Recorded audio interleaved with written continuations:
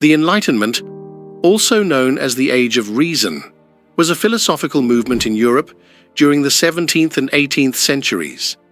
At its core was a belief in the use and celebration of reason, the power by which humans understand the universe and improve their own condition. The goals of rational humanity were considered to be knowledge, freedom, and happiness. During the 17th and 18th centuries, ideas concerning God, reason, nature, and humanity were blended into a worldview that inspired revolutionary developments in art, philosophy, and politics. The Enlightenment had its roots in the past. Three of the chief sources for Enlightenment thought were the ideas of the ancient Greek philosophers, the Renaissance, and the scientific revolution of the late Middle Ages. The ancient philosophers had noticed the regularity in the operation of the natural world and concluded that the reasoning mind could see and explain this regularity. Among these philosophers, Aristotle was preeminent in discovering and explaining the natural world. Many scholars began to adopt the ideas of the ancient Greeks and Romans. These ideas focused on the importance of all people and on their ability to reason. The birth of Christianity interrupted philosophical attempts to analyze and explain purely on the basis of reason. Christianity built a complicated worldview that relied on both faith and reason to explain reality. During the Middle Ages, some Christian thinkers, especially Thomas Aquinas, had employed reason as a tool of understanding, but they had subordinated it to spiritual revelation and the revealed truths of Christianity. People began to question received authority, whether in science or religion. Rulers had long claimed their powers to be given by God, but Enlightenment thinkers questioned the idea that God had given the monarchs their power. The Renaissance and the Protestant Reformation ended the worldview that the Church had presented for 1,000 years. The Renaissance revived classical learning, while the Reformation broke up the Christian Church in Western Europe. Coupled with these events was the scientific revolution, a modern movement that lost patience with religious quibbling and the attempts of churches to hamper progress in thought. Among the leaders of this revolution were Francis Bacon, René Descartes, Nicholas Copernicus, Johannes Kepler, Galileo, Gottfried Wilhelm Leibniz, and, most significant of all, Isaac Newton. Among other achievements, Newton captured in a few mathematical equations the laws that govern the motions of the planets. His success contributed to a growing faith in the capacity of human beings to attain knowledge. The Enlightenment was especially prominent in France, where its leaders were known as the philosophes. One of the great works of the philosophes was the publication of the multi-volume Encyclopédie. Under the direction of Denis Diderot and initially aided by Jean-Laurent d'Alembert, 17 volumes of text were published between 1751 and 1765. Other volumes were added to the Encyclopédie, which eventually totaled 35 by 1780. Deism found many followers during the Enlightenment, but it was never an organized religion like Christianity. Deists expressed a belief in a God who was the architect of nature's wonders, a God who had set the world in motion and formulated the laws by which it operated. They believed in the existence of a system of rewards and punishments in the next world administered by that God. They also believed in the obligation of people to lead virtuous and pious lives.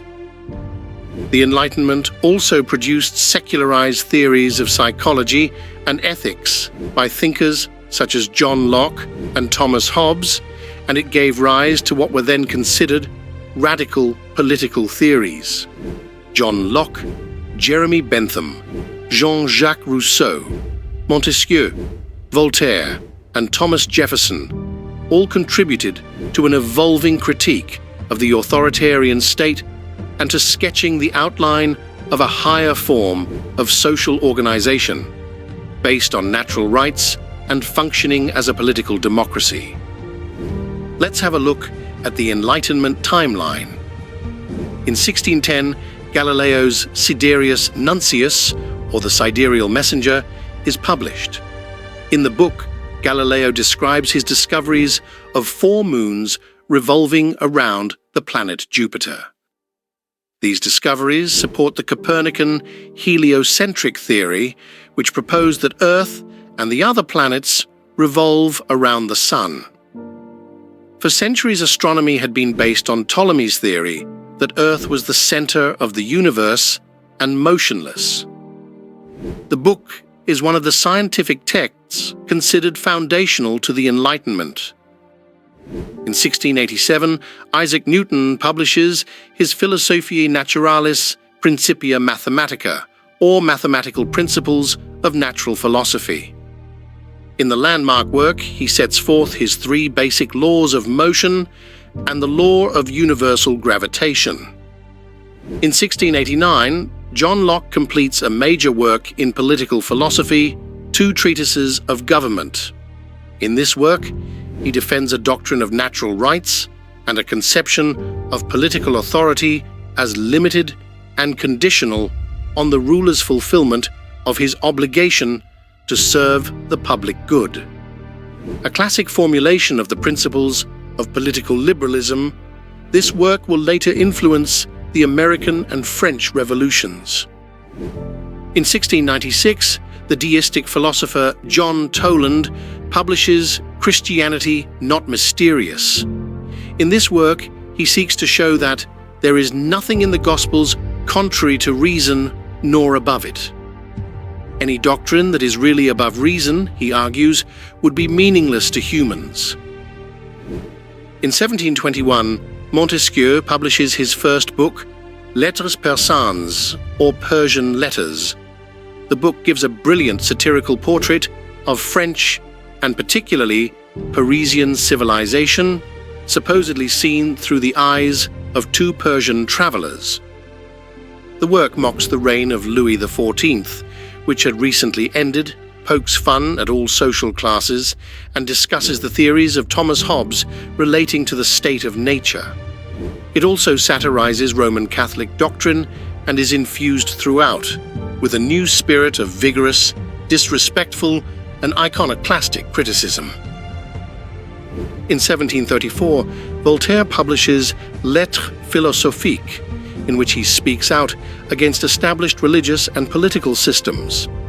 The work creates an uproar, and he is forced to flee Paris.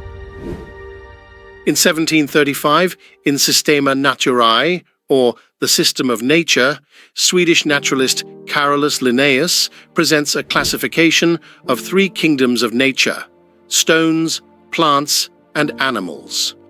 Each kingdom is subdivided into classes, orders, genera, species, and varieties. This system is still used in biology, though it has been revised over the years. In 1751, the first volume of the French Encyclopédie appears. This encyclopedia, created by the philosophers, is one of the principal works of the Enlightenment. Its compilation of available human knowledge reflects an optimism towards scientific and human progress. The encyclopedia will eventually total 35 volumes. In 1759, Voltaire publishes his best-known work, the satirical novel Candide, an undisputed masterpiece of the 18th century. In 1762, Jean-Jacques Rousseau publishes Du Contrat Social, or The Social Contract in France. In his work, Rousseau challenges the traditional order of society based on binding laws handed down by rulers or the church. He argues instead that laws are binding only if the general will of the people supports them within a type of social contract. On the 4th of July, 1776, the Declaration of Independence is approved by the Continental Congress meeting in Philadelphia. The document announces the separation of 13 North American British colonies from Great Britain. Thomas Jefferson was largely responsible for the writing of the document. It begins with a declaration of individual rights and then lists the alleged acts of tyranny by George III that form the colony's justification for seeking independence. The document reflects many Enlightenment ideals. These include government by consent of the governed, unalienable human rights, and the promotion of life, liberty, and the pursuit of happiness. In 1787, the efforts of the French regime to increase taxes on the privileged classes initiates a crisis which marks the beginning of the French Revolution. In 1790, in his essay Sur l'admission des femmes aux droits de la cité, or on the admission of women to the rights of citizenship, the Marquis de Condorcet argues that the widely shared assumption that the natural rights of men are based on their capacities for reason and moral action logically implies that women possess the very same rights. He is one of the few men during the Enlightenment to advocate that women be granted full equality and citizenship in society. In 1791, Thomas Paine publishes The Rights of Man in support of the French Revolution and republicanism. From 1793 to 1794, during the period of the French Revolution known as the Reign of Terror, harsh measures are taken against those suspected of being enemies of the revolution. A wave of executions takes place in Paris. In the provinces, representatives on mission and surveillance committees institute local terrors. At least 300,000 suspects are arrested during the Reign of Terror. About 17,000 are officially executed, and perhaps 10,000 die in prison or without trial.